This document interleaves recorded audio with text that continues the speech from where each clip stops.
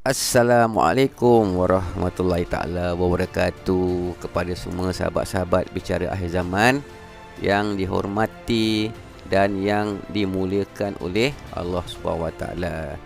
Okey, sahabat-sahabat, tuan-tuan dan puan-puan, walaupun di mana anda berada, saya sentiasa mendoakan, mudah-mudahan insya-Allah Allah Subhanahu Wa Taala akan permudahkan segala kesukaran hidup, dan juga Allah SWT akan melimpahkan rahmat dan kasih sayangnya kepada sahabat-sahabat bicara akhir zaman.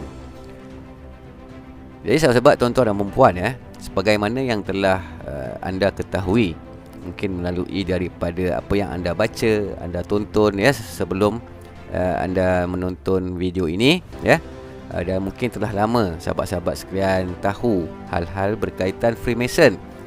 Dan apa yang saya akan kongsikan ini adalah sebahagian daripada apa yang sahabat-sahabat telah tahu, Okey, Freemason ini dia bersusul galur daripada pasukan Knight Templar, sewaktu tentera Rom menguasai Palestin. Dan apakah itu Freemason?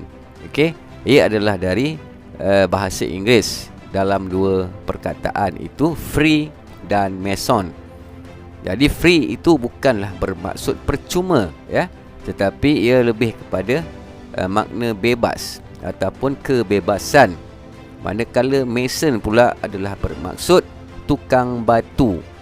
Jadi apabila digabungkan maknanya, yang maksud literalnya adalah tukang batu yang bebas, tukang batu bebas. Dan maksud tersebut dilihat agak kurang tepat dengan ciri organisasi mereka.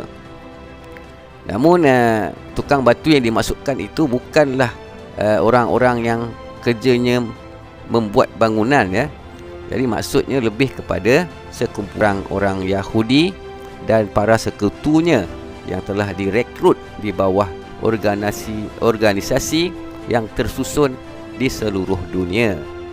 Dan di bawah organisasi ini jugalah orang-orang Freemason menjalankan pelbagai dan segala tugasan mereka yang berdasarkan atas janji setia yang telah mereka lafazkan dan tunaikan sewaktu ritual penerimaan ahli-ahli Freemason. Dan mereka ini harus melaksanakan misi dan objektif yang telah ditetapkan ke atas mereka. Tambahan pula, Freemason sebelum ini merupakan satu pertubuhan yang sangat misteri dan rahsia.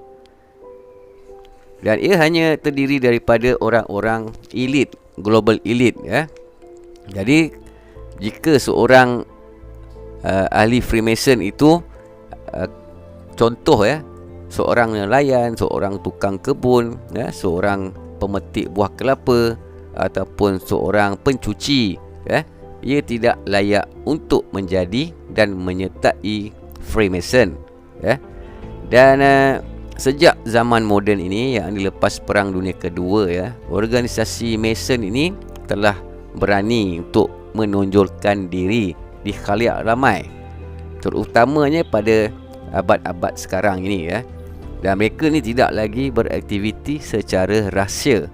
Dan banyak program-program organisasi mereka ini dihebahkan melalui laman-laman web official mereka, laman rasmi mereka. Dan kebanyakan cawangan mereka juga melakukan aktiviti kebajikan di serata tempat awam, Dan perubahan sangat ketara cara mereka berorganisasi. Kemungkinan adalah disebabkan kefahaman mereka dan tentang berlakunya perubahan pemikiran dunia, masyarakat di dalam dunia yang semakin bijak berfikir dan tidak lagi bergantung kepada keperluan organisasi elit. Dalam erti kata lain, Mason ini telah sekarang kerap bersosialisasi dengan masyarakat-masyarakat. Jadi sahabat-sahabat, tuan-tuan dan puan-puan, Freemason di tanah Melayu ini telah bermula sejak kehadiran Syarikat Hindia Timur Inggeris ataupun SHTI di Pulau Pinang pada 17 Julai tahun 1786. Dan kebanyakan mereka ini yang datang adalah ahli Freemason, dan mereka juga sebahagian daripada pegawai-pegawai British yang hadir ke Malaysia ni di atas tugas menguruskan hal-hal kolonial dan perdagangan. Dan di Semenanjung Tanah Melayu, lodge pertama yang dibuka adalah di negeri Pulau Pinang pada tahun 1806, dan namanya adalah Lodge of Neptune. Dan kemudian pada 27 Disember tahun 1878, kuil pertama khas bagi Freemason telah dibina di Pulau Pinang. Dan sambutan jubli mereka, iaitu jubli perak yang pertama bagi Freemason, adalah pada tahun 1888 di Taiping. Dan kemudian di Kuala Lumpur, lodge pertama mereka dibina pada 21 Oktober 1889 yang menggunakan nama Lodge Reed. Jadi Mason telah bertapak secara rasmi di Singapura pada tahun 1845, dan waktu itu Pulau Singapura ini masih lagi sebahagian daripada tanah Semenanjung Melayu. Dan pejabat Freemason di Jalan Coleman mulanya adalah sebuah restoran yang boleh dikunjungi oleh orang ramai, dan kebanyakan mereka adalah para pegawai SHTI ini. Dan bangunan 2 tingkat itu hingga kini masih beroperasi dengan 2 fungsi, iaitu di atas adalah Lodge Freemason dan di bahagian bawah dijadikan restoran.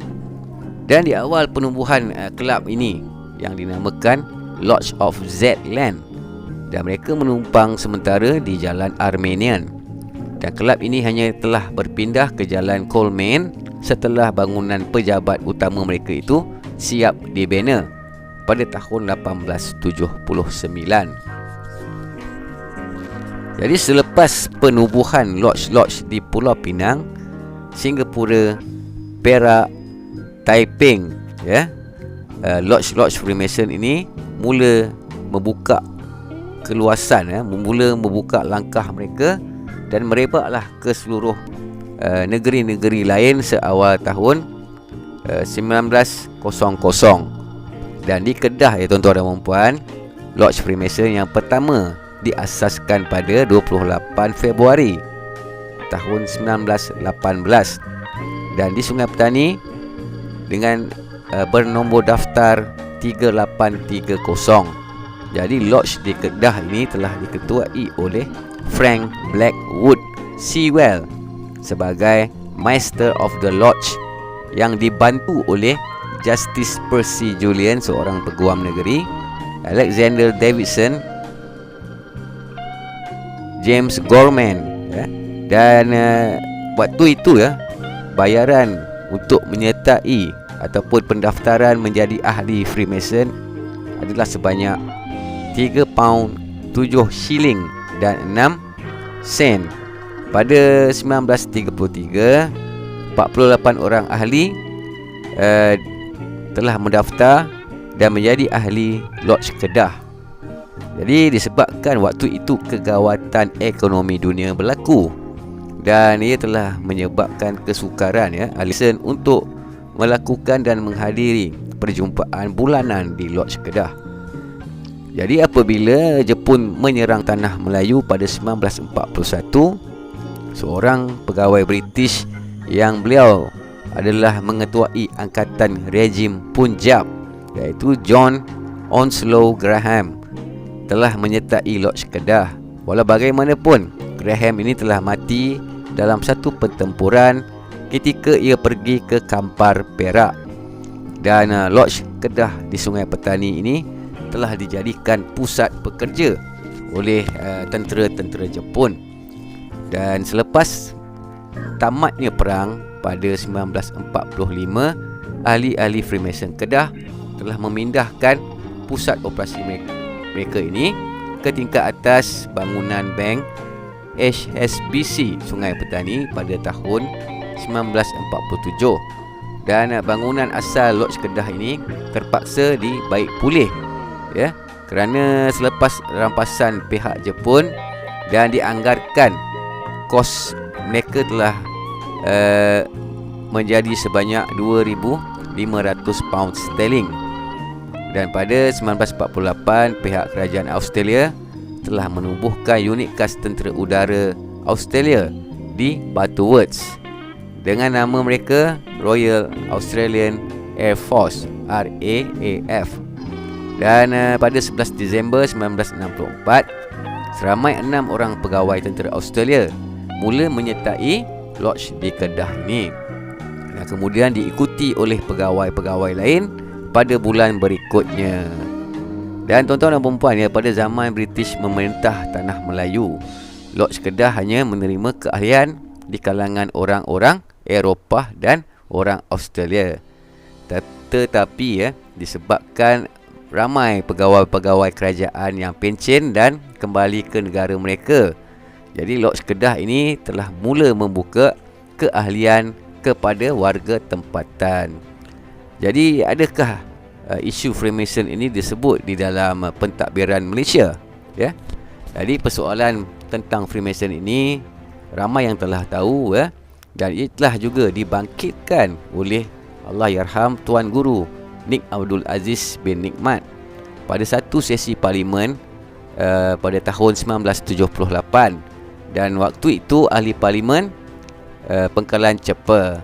Jadi dalam satu sesi bersoal jawab, beliau telah mempersoalkan kepada Yang Amat Berhormat Perdana Menteri Tun Hussein On tentang tindakan kerajaan yang membenarkan organisasi Mason ini didaftarkan dengan bebas di dalam Malaysia tanpa barang sekatan. Dan soalan daripada Allahyarham Tuan Guru Nik Aziz telah dijawab oleh seorang menteri dalam negeri, iaitu Tan Sri Ghazali Syafi'i, yang mana telah berkata pihak kerajaan tidak dapat menghalang organisasi tersebut kerana mereka telah didaftarkan dan mengikut peraturan pendaftaran. Telah mempersoalkan tentang perlunya organisasi itu disekat kerana nilai yang mereka bawa itu sangat bercanggah dengan akidah umat Islam di Malaysia. Dan menurut laporan yang dikeluarkan waktu sesi parlimen, sebanyak 55 lodge telah dibuka, didaftarkan di seluruh Malaysia, termasuklah Sabah dan Sarawak. Dan dianggarkan pada tahun tersebut, ahli-ahli Freemason dalam Malaysia adalah seramai 2,984 orang ahli, dan termasuklah seorang menteri pada tahun tersebut.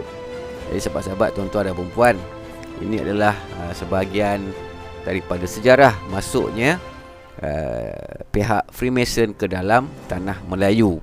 Dan mereka juga adalah satu pertubuhan organisasi yang berdaftar secara sah. Jadi memang kita tidak dapat membuat kepada Freemason, ya.